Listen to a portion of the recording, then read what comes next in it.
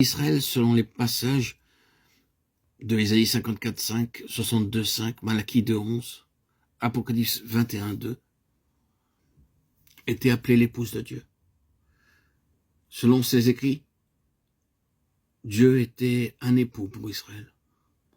Et nous remarquons que bien qu'Israël ait été littéralement un homme, il était très souvent présenté sous la forme féminine. Ce n'est pas lui, mais c'est elle qui a été infidèle à Dieu, en tant qu'épouse.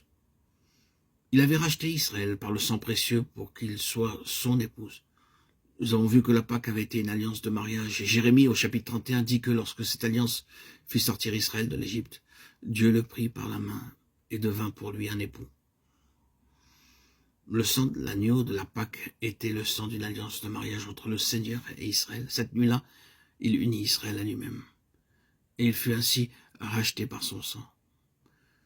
Il n'est pas nécessaire de parler beaucoup à ceux qui connaissent l'Ancien Testament de l'amour de Dieu pour Israël. C'est la chose la plus étonnante dans l'histoire. Lorsque nous pensons à ce qu'était Israël et que nous lisons l'histoire de ce peuple dans sa propre attitude, c'est la chose la plus merveilleuse que d'entendre le Seigneur dire « Je t'ai aimé d'un amour éternel ». Jérémie 31:3. Dieu n'a jamais abandonné cet amour, c'est encore un amour éternel. Mais il y a un sanglot dans le cœur de Dieu, c'est un amour désappointé. L'Ancien Testament est cependant une révélation merveilleuse de l'amour de Dieu pour Israël, l'amour du cœur tout entier de Dieu pour une épouse, comme cet amour a été exprimé. Vous voyez la protection merveilleuse dont Dieu entoura Israël. Il le protégea tout au long du chemin, il lui donna la nourriture et le vêtement, et il nous a dit qu'il le conduisit sûrement. L'amour tendre, prévoyant, protecteur de Dieu, se retrouve partout dans l'Ancien Testament. Quelle était la pensée et l'intention de Dieu en s'unissant à Israël? Il avait voulu qu'il soit à lui pour son plaisir. L'Éternel prit plaisir en Israël. Il l'avait créé pour son propre plaisir, afin qu'il soit la satisfaction de son cœur. C'est là naturellement un mystère profond. Pourquoi le Dieu Tout-Puissant désire-t-il quelque chose pour son plaisir? Lui qui possède toutes choses et qui réellement n'a aucun besoin, nous est cependant révélé comme celui qui a créé un peuple pour son plaisir. Nous le voyons, il a créé toutes choses pour son plaisir. Et il a créé le monde pour son plaisir. Il a créé tout ce qui est bon dans le monde pour son plaisir. Il a créé l'homme pour son plaisir.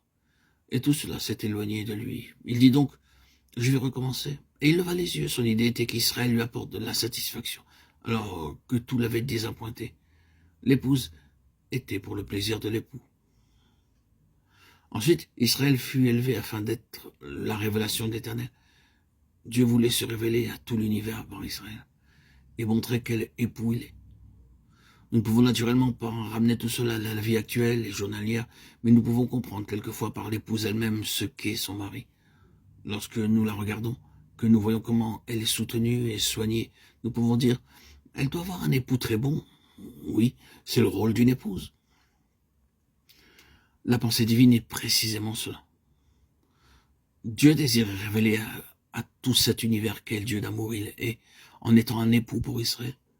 Israël avait été élevé dans le langage du Nouveau Testament pour annoncer les vertus de celui qui vous a appelé des ténèbres à sa merveilleuse lumière. 1 Pierre 2:9.